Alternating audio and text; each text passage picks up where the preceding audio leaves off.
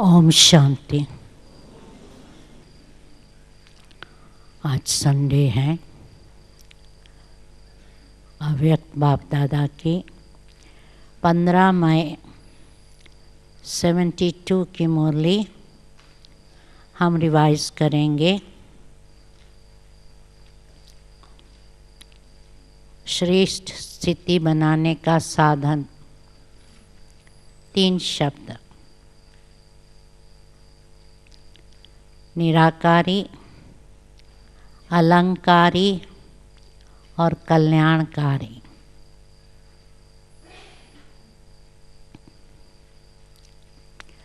अपने को पद्मा पदम भाग्यशाली समझकर हर कदम उठाते हो। बुद्धि में तो है कि हम पद्मा पदम भाग्यशाली है, पर हर कदम, हर समय ये स्थिति याद रहती है कि हम पद्मा पदम भाग्यशाली। पदम कमल पुष्प को भी कहते हैं। कदम कदम पर पदम के समान न्यारे और प्यारे बन चलने से ही हर कदम में पद्मों की कमाई होती है। ऐसी श्रेष्ठ आत्माएं बनी हो।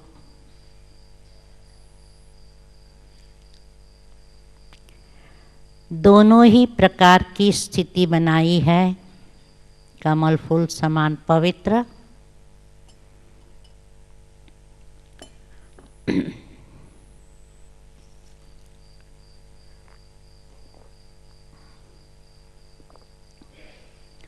और पद्मों की कमाई वाले, संपत्तिवान।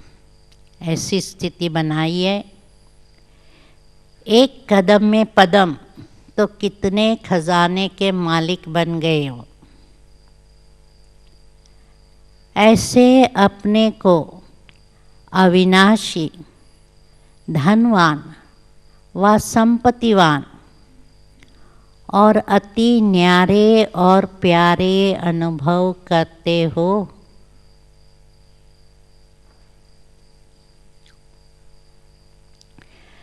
ये चेक करना है। एक भी कदम पदम समान स्थिति में रहते हुए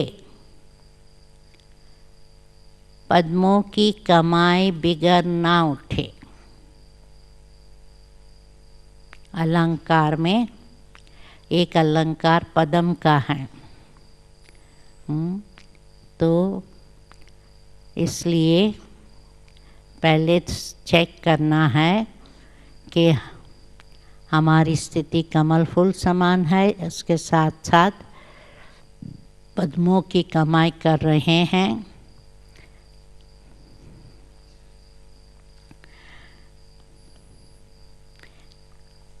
इस समय ऐसे पदमपति अर्थात अविनाशी संपत्तिवान बनते हो तो सारा कल्प संपत्तिवान गाए जाते हो। यहाँ सूक्ष्म खजानों के मालिक बनते हैं और सतयुग में फिर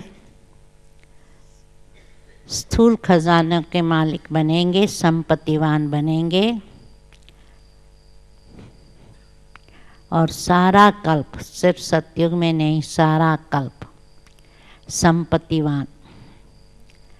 आधा कल्प स्वयं विश्व के, राज्य के, अखंड राज्य के, निर्विघ्न राज्य के अधिकारी बनते हो।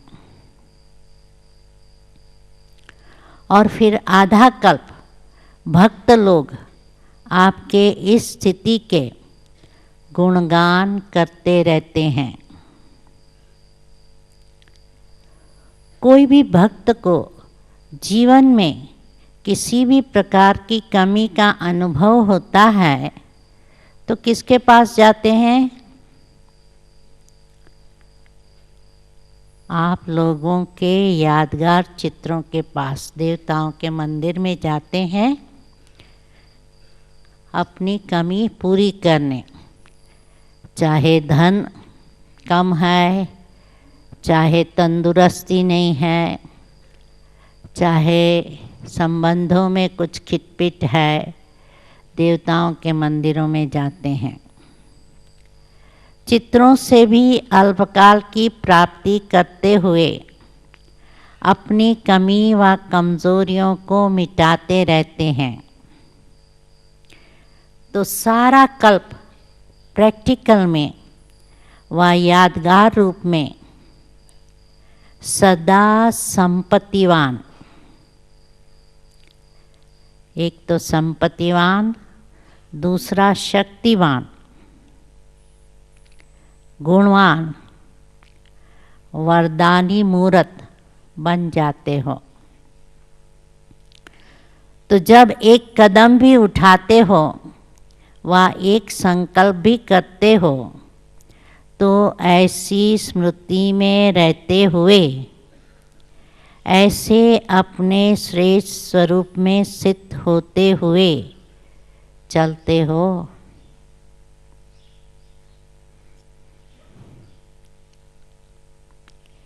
जैसे कोई हद का राजा जब अपनी राजधानी के तरफ देखेंगे तो किस स्थिति और दृष्टि से देखेंगे, किस नशे से देखेंगे? ये सभी मेरी प्रजा है व बच्चों के समान है। प्रजा को बच्चों के समान समझते हैं राजा। ऐसे ही आप लोग भी जब सभी सृष्टि के तरफ देखते हो व किसी भी आत्मा के प्रति नज़र जाती है तो क्या समझ करके देखते हो? तो सिर्फ अन्य व्यक्ति को देखते आत्मा है ये स्मृति ना रहे, परंतु आज बाबा कहते हैं अपनी प्रजा व बच्चे के समान समझो।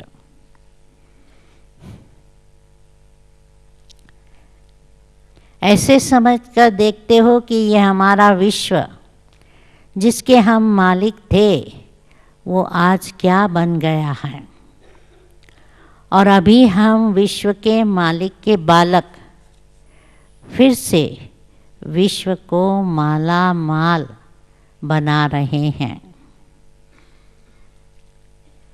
संपत्तिवान बना रहे हैं, सदा सुखदाई बना रहे हैं। ये नशा रहे, रहम भी आवे कि भारतवासी इतने कंगाल बन गए हैं, और फिर नशा भी रहे कि हम ऐसे विश्व के मालिक बन रहे हैं।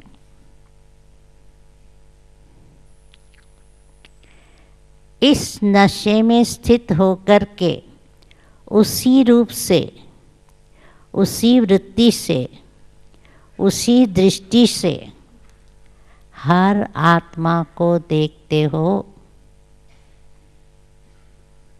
नशा भी हो, उसी रूप हो, वृत्ति हो, दृष्टि हो। कोई भी आत्मा को किस स्थिति में रहकर देखते हो, उस समय की स्थिति व स्टेज कौन सी होती है। तो हर एक ने सुनाया, जो भी सुनाया है तो सभी यथार्थ, क्योंकि अभी जबकि अयथार्थ को छोड़ चुके तो जो भी अब बोलेंगे वो यथार्थ ही बोलेंगे। अयथार्थ गलत छोड़ दिया तो सभी यथार्थ सही ही होगा। जब भी कोई आत्मा को देखो तो वृत्ति यही रखनी है कि इन सभी आत्माओं के प्रति बाप ने हमें वरदानी और महादानी निमित्त बनाया है। वरदानी व महादानी की वृत्ति से देखने से कोई भी आत्मा को वरदान या महादान से वंचित नहीं छोड़ेंगे। वरदान भी दो, महादान भी दो, तो जितना संपत्ति होंगी उतना हर एक आत्मा को हम दे सकेंगे। तो इसलिए पहले तो हमें ऐसी शक्तिवान गुणवान बनना है।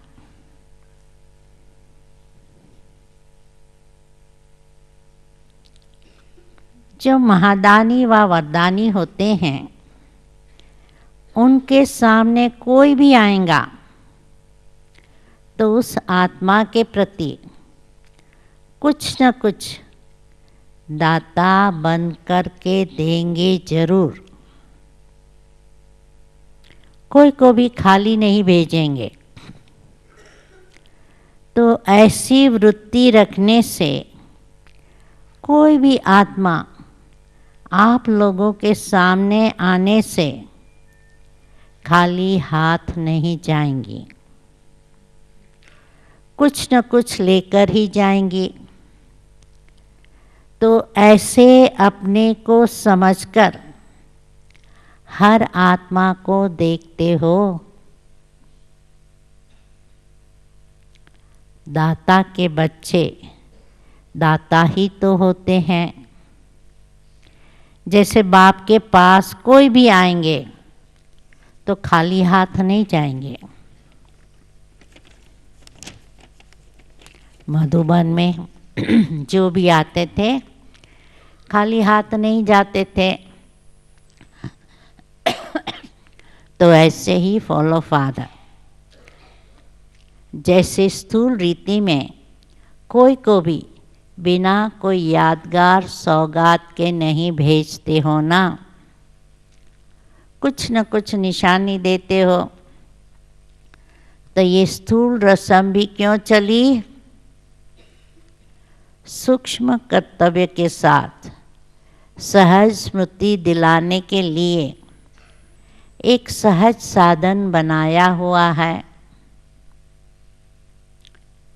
तो जैसे ये सोचते हो कि कोई भी स्थूल सौगात के सिवाय ना जाए, वैसे ही सदा ये भी लक्ष्य रखो कि कम से कम थोड़ा बहुत भी लेकर जाएं।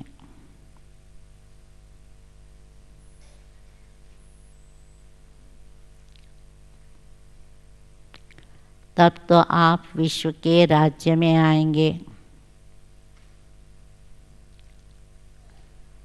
ऐसी सदाचारी और सदा महादानी दृष्टि, वृत्ति और कर्म से बनने वाले ही विश्व के मालिक बनते हैं।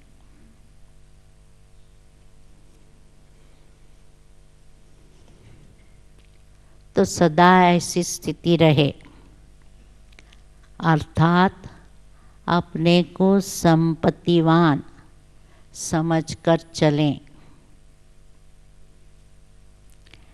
इसके लिए 3 शब्द याद रखने हैं।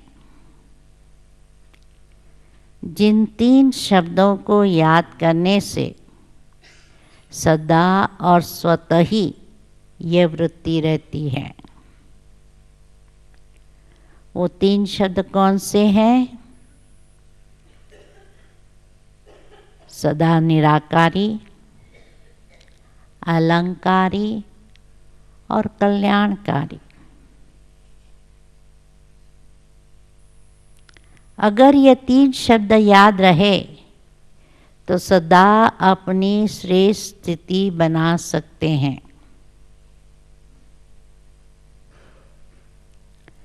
चाहे मनसा, चाहे कर्मणा में, चाहे सेवा में, तीनों ही स्थिति में अपनी ऊंची स्थिति बना सकते हो।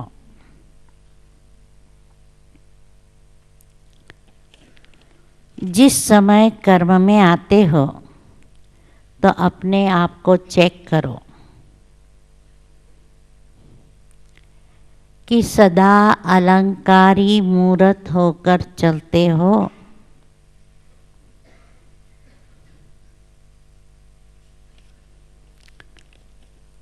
अलंकारी मूर्त देह अहंकारी नहीं होते। अलंकार में अहंकार खत्म हो जाता है। इसलिए सदैव अपने अलंकार को देखो कि सुदर्शन चक्र चल रहा है। अलंकार में पहले पदम लिया, अभी चक्र, सुदर्शन चक्र।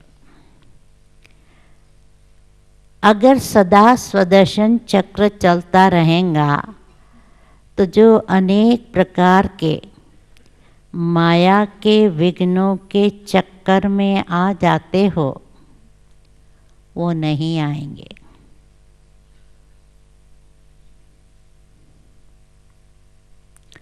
सभी चक्रों से सुदर्शन चक्र द्वारा बच सकते हो।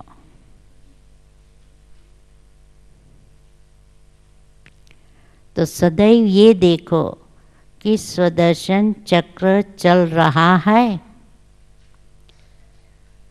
कोई भी प्रकार का अलंकार नहीं है, अर्थात सर्व शक्तियों में से किसी न किसी शक्ति की कमी है।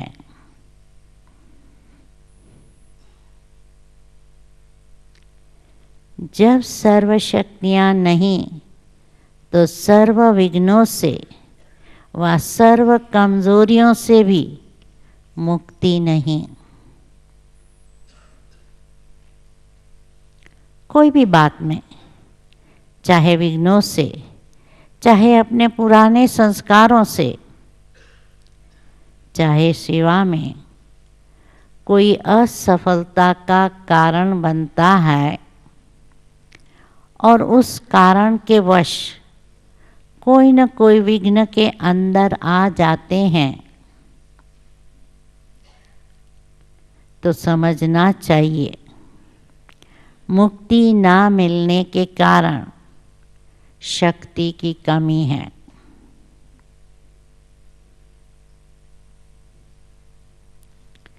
तो सर्व शक्तियाँ नहीं है तो विघ्न आते हैं और पुराने संस्कार हम नहीं निकाल सकते, सेवा में भी सफलता नहीं मिलती। विघ्नों से मुक्ति चाहते हो तो शक्ति धारण करो, अर्थात अलंकारी रूप होकर रहना है।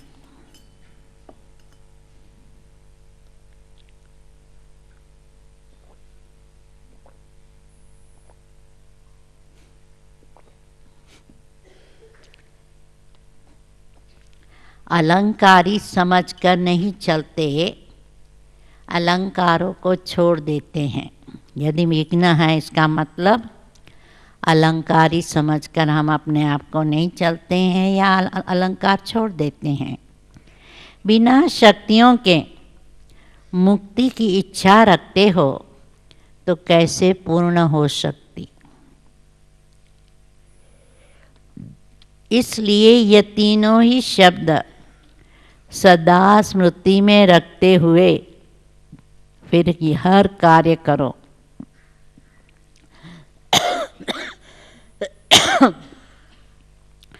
इन अलंकारों को धारण करने से सदा अपने को वैष्णव समझेंगे।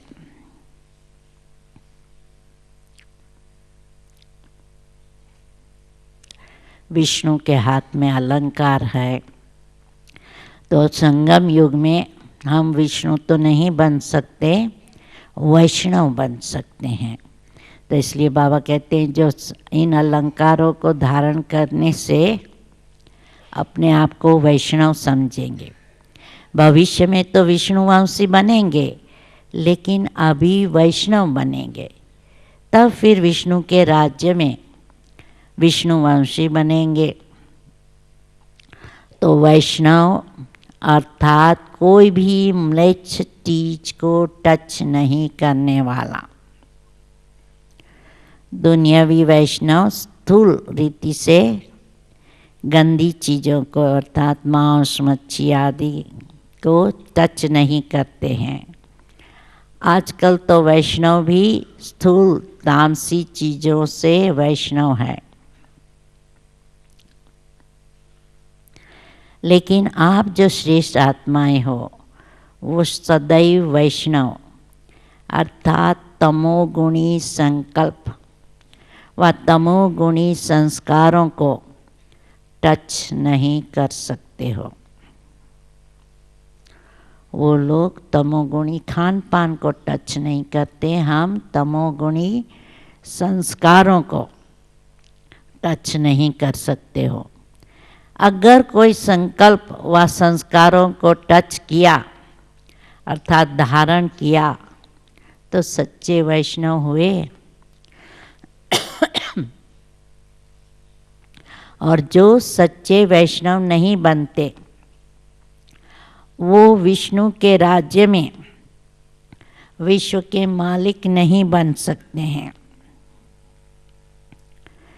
तो अपने आप को देखो कहाँ तक सदाकाल के लिए वैष्णव बने हैं।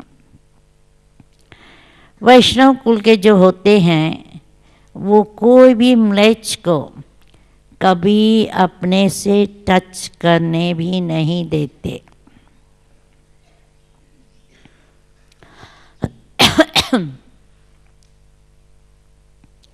म्लेच्छ से किनारा कर देते हैं। हरिजन को भी वो टच नहीं करेंगे तो अन्य व्यक्ति को भी टच नहीं करते। वैष्णव जो पक्के होते हैं म्लेच्छ से किनारा कर देते हैं, वो है स्थूल बात। लेकिन जो सच्चे वैष्णव बनते हैं वो कोई भी पुरानी बातें, पुरानी दुनिया व पुरानी दुनिया के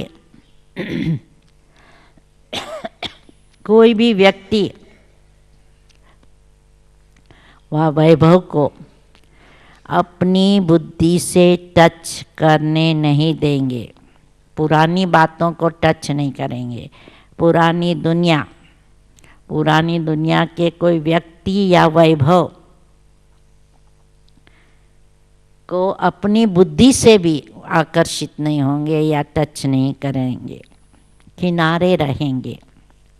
तो ऐसे वैष्णव बनो जैसे उन्हों को अगर कारणे अकारणे कोई टच भी कर देते हैं तो स्नान करते हैं ना, अपने को शुद्ध बनाने का प्रयत्न करते हैं। इसी प्रकार अपनी कमजोरी के कारण कोई भी पुराने तमोगुणी संस्कार व संकल्प भी टच कर देते हैं। यहाँ क्या करना है, वहाँ स्थूल स्नान करते हैं। यदि टच कर लिया किसी को, कपड़े सारे बदली करेंगे, स्नान करेंगे। तो यहाँ बाबा कहते हैं यदि पुरानी दुनिया में कुछ भी आकर्षण आ गई उनके व्यक्ति या वैभव से, तो विशेष रूप से ज्ञान स्नान करना चाहिए। अर्थात बुद्धि में विशेष रूप से बाप की याद अथवा बाप से रूह रहान करना चाहिए। तो इससे क्या होगा, वो तमोगुणी संस्कार कभी भी टच नहीं करेंगे और आप शुद्ध बन जाएंगे।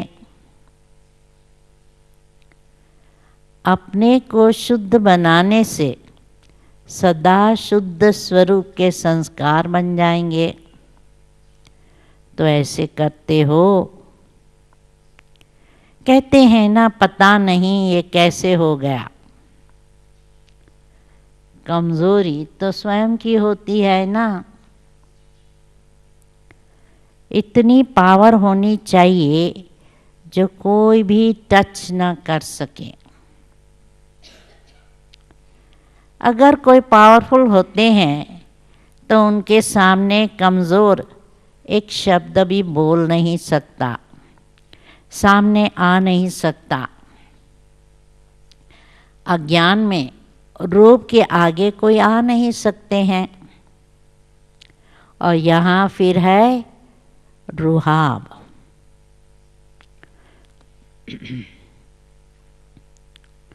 रूप को रूहानियत में चेंज करो तो फिर कोई की ताकत नहीं जो टच कर सके।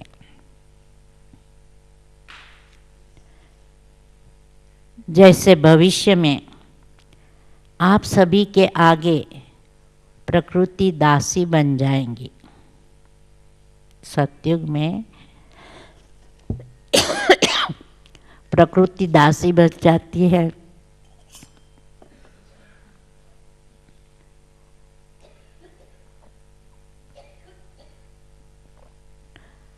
हमेशा बसंत ऋतु होती है, कभी ठंडी अति नहीं, गर्मी अति नहीं, बारिश अति नहीं, प्रकृति दासी होती है। तो भविष्य में ये होगा।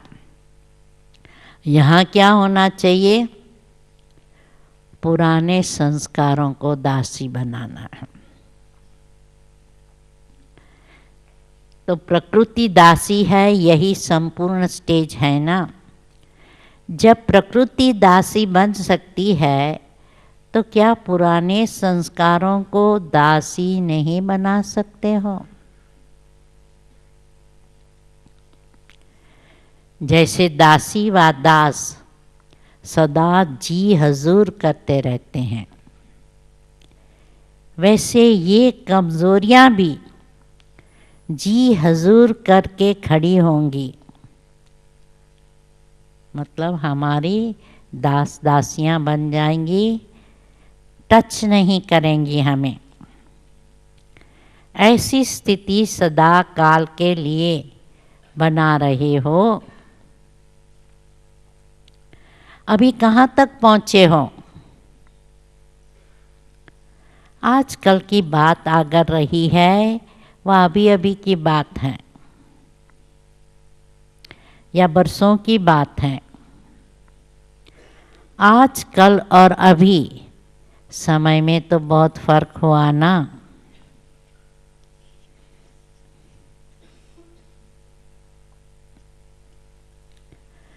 टीचर की कमाल कब कहेंगे? जो सभी को टीचर बनाए, आप समान बनाए। आप टीचर नहीं हो, अपने आप के आप टीचर बने हो तो रिजल्ट को नहीं जानते हो। यही बाप समान बनाने का कर्तव्य करना है। टीचर अगर टीचर ना बनाए तो टीचर ही कैसा? अगर अपने आप के टीचर बन कर के नहीं चलेंगे तो संपूर्ण स्टेज को पा नहीं सकेंगे।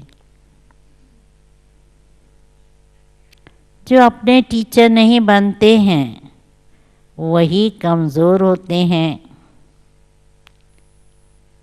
सदैव ये देखो कि जो हम लोगों की महिमा गाई जाती है ऐसी महिमा योग्य बने हो। एक एक बात को अपने में देखो। मर्यादा पुरुषोत्तम है, संपूर्ण निर्विकारी, सर्वगुण संपन्न, संपूर्ण अहिंसक।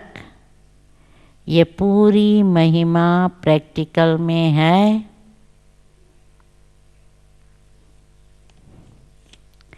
अगर कोई भी कमी हो तो उसको भरने से महिमा योग्य बन जाएंगे। तो ऐसे सदा और सच्चे वैष्णव बनने वाले लकीएस्ट और हाईएस्ट बच्चों को नमस्ते। फिर बाद में पर्सनल मीटिंग है। भाग्य का आधार त्याग। स्वयं को सर्वत्यागी, सर्वश्रेष्ठ भाग्यशाली आत्मा अनुभव करते हो। त्यागी और भाग्यशाली। जो वर्तमान समय सर्वत्यागी है वही भविष्य में सर्वश्रेष्ठ भाग्यशाली बनते हैं। स्वयं के त्याग से औरों का भी भाग्य बनता है।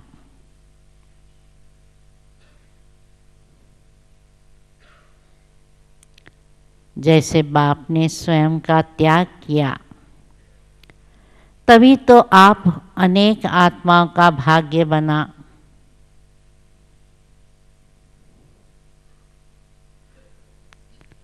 शुरू की स्थिति में स्वयं के सभी सुखों का त्याग था।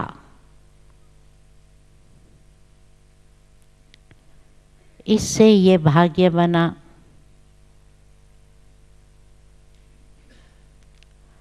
अब जितना त्याग उतना औरों का भाग्य बना रहे हैं। इसलिए वारिस छिप गए हैं।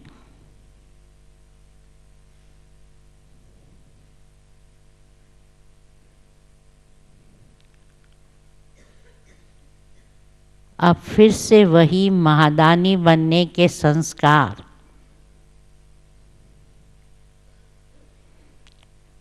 वह सदा सर्व प्राप्ति होते हुए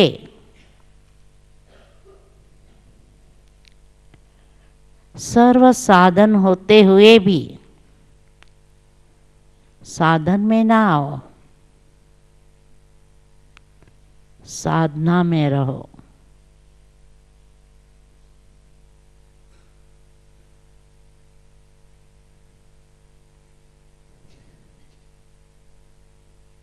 बाप दादा ने आप सभी बच्चों को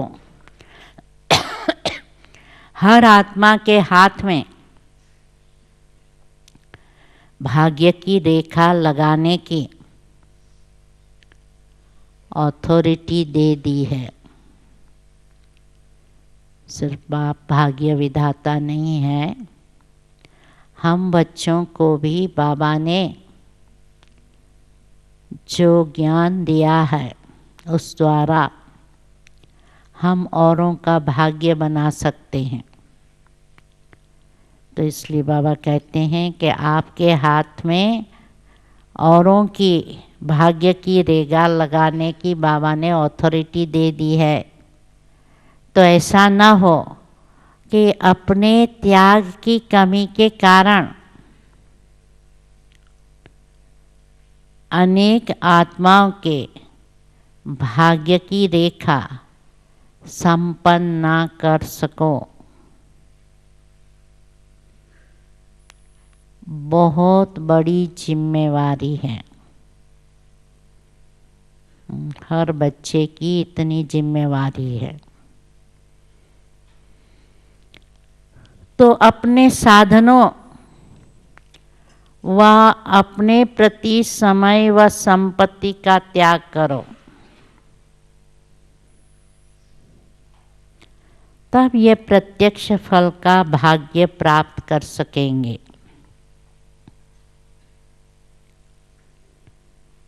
स्वयं के आराम, स्वयं के प्रति सेवा अर्थ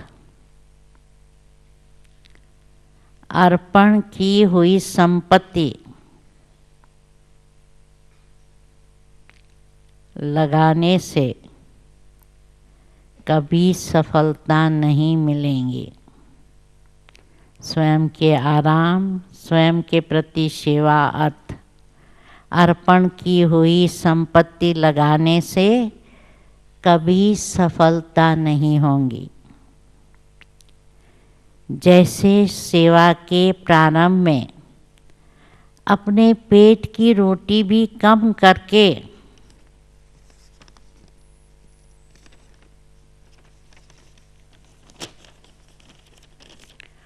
हर वस्तु सेवा में लगाने से उसका प्रत्यक्ष फल आप आत्माएं हो।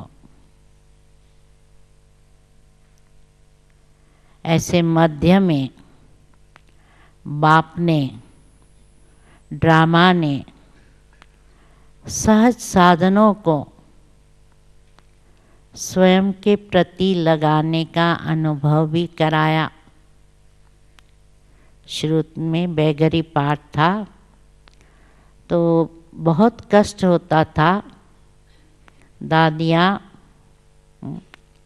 नदी तट पर, समुद्र तट पर, बगीचों में जाकर सेवा करती थी और माइलों तक पैदल जाती थी कि ट्रेन, ट्राम, बस का पैसा बच जाए। तो उस समय उन्होंने जो त्याग किया तो उनको अब बीच में भाग्य मिला। तो बाबा कहते शुरू में थोड़ा बेगरी पाठ चला, ऐसा त्याग करना पड़ा।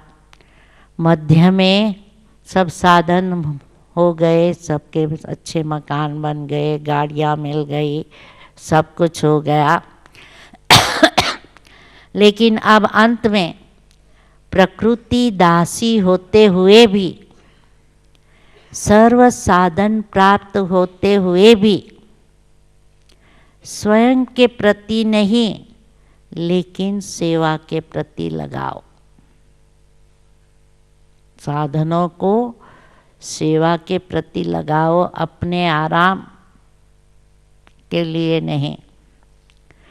क्योंकि अब आगे चलकर अनेक आत्माएं साधन और संपत्ति आपके आगे ज़्यादा से ज़्यादा अर्पण करेंगी।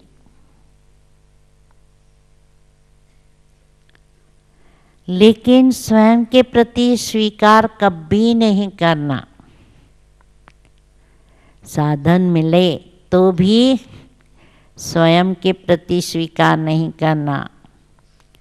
स्वयं के प्रति स्वीकार करना अर्थात स्वयं को श्रेष्ठ पद से वंचित करना। इसलिए ऐसे त्याग मूर्त बन सेवा का प्रत्यक्ष फल निकालो।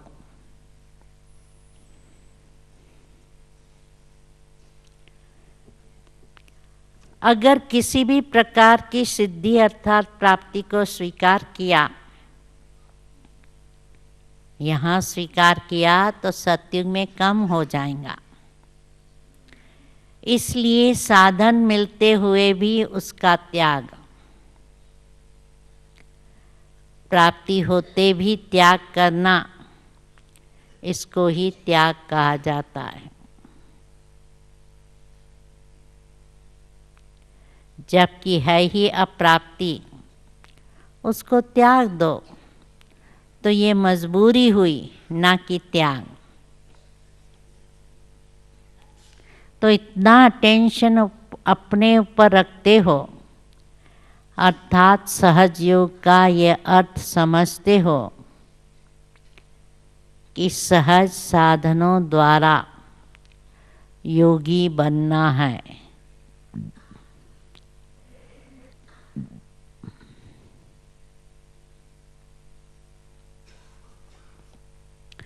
सभी सर्वस्व त्यागी हो व त्यागी। अभी बाबा प्रश्न पूछता है, अपने आप को पूछो सब कुछ छोड़ा है या सिर्फ त्यागी बने हो।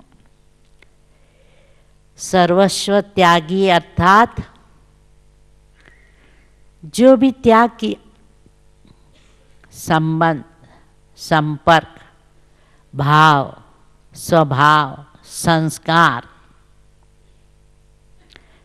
सब कुछ छोड़ना है। संबंध, संपर्क, भाव, स्वभाव, संस्कार, इन सब को पिछले 63 जन्मों के रहे हुए हिसाब किताब के अंश को भी वंश सहित त्याग किया हुआ है। इसलिए सर्वस्व त्याग कहा जाता है। ऐसे सर्वस्व त्यागी जिनका पिछला हिसाब वंश सहित समाप्त हो गया, ऐसा सर्वस्व त्यागी कभी संकल्प भी नहीं कर सकता कि मेरा पिछला स्वभाव और संस्कार ऐसा है।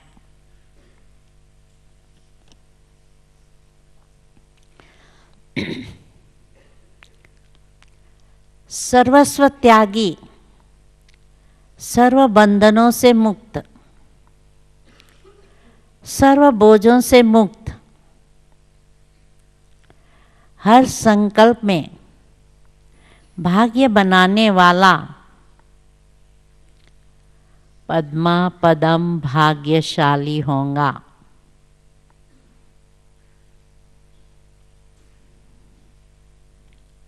उसके हर कदम में पद्मों की कमाई स्वतः ही होती है।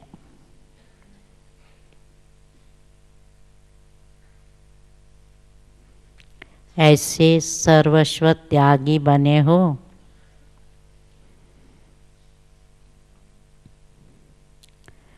जो त्याग मूर्त होगा वह कभी भी कोई वस्तु स्वीकार नहीं करेगा।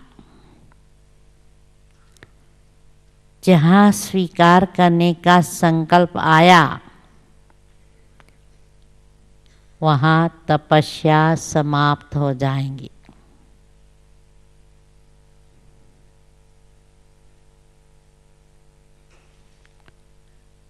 जब त्याग करेंगे तो तपस्वी मूर्त जरूर बनेंगे।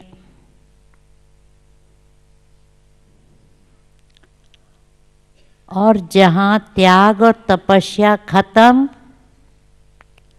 वहाँ सेवा भी खत्म।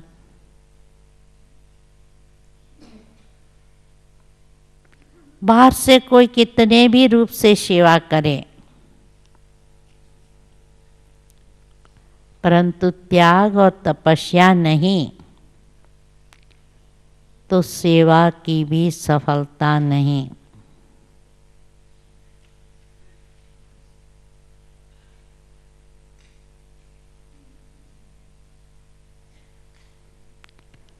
जब हद की पोजीशन को पकड़ लेते हो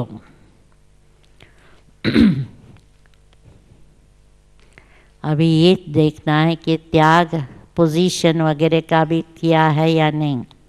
हद की पोजीशन को पकड़ते रहते हैं कि मैं सबसे ज़्यादा सर्विसेबल हूँ, प्लानिंग बुद्धि हूँ, इन्वेंटर हूँ, धन का सहयोगी हूँ, दिन रात तन लगाने वाला हूँ, अर्थात हार्ड वर्कर हूँ या इंचार्ज हूँ,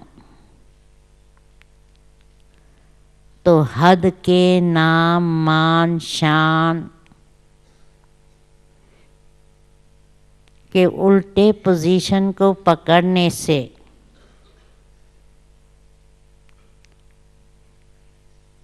यथार्थ मंजिल से तो यथार्थ मंजिल पर नहीं जाएंगे, व्यर्थ मार्ग पर तीव्र गति से चले जाते हो, उल्टे रास्ते पर और फास्ट गति से चले जाते हो। इसलिए अब हद की पोजीशन को छोड़ सर्वस्व त्यागी बनो।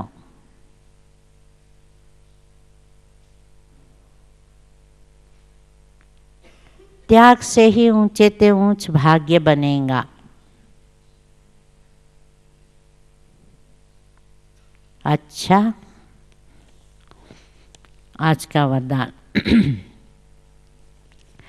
माया के संबंधों को डाइवोर्स दे। माया के संबंधों को डाइवोर्स दे। बाप के संबंध से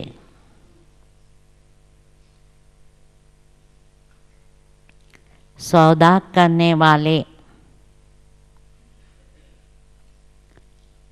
मायाजीत मोहजीत भव।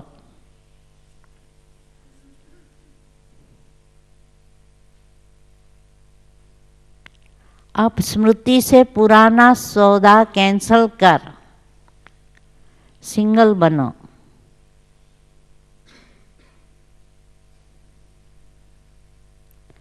आपस में एक दो के सहयोगी भल रहो,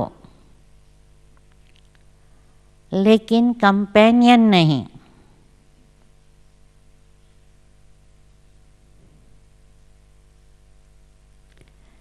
कंपेनियन एक को बनाओ।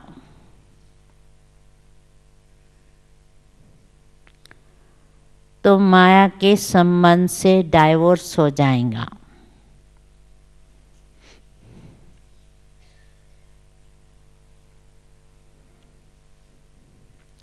जो माया जीत है, मोह जीत है, वो विजयी रहेंगे।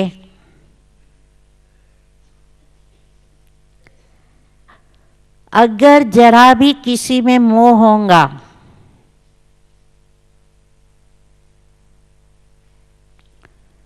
तो तीव्र पुरुषार्थी के बजाय पुरुषार्थी बन जाएंगे।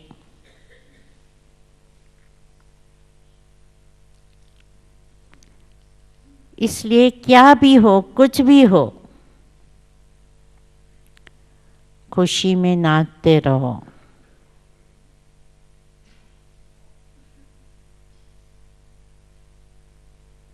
मिरु अमोत मलु का शिकार, इसको कहते हैं नष्ट मोह। ऐसा नष्ट मोह रहने वाले ही विजय माला के दाने बनते हैं।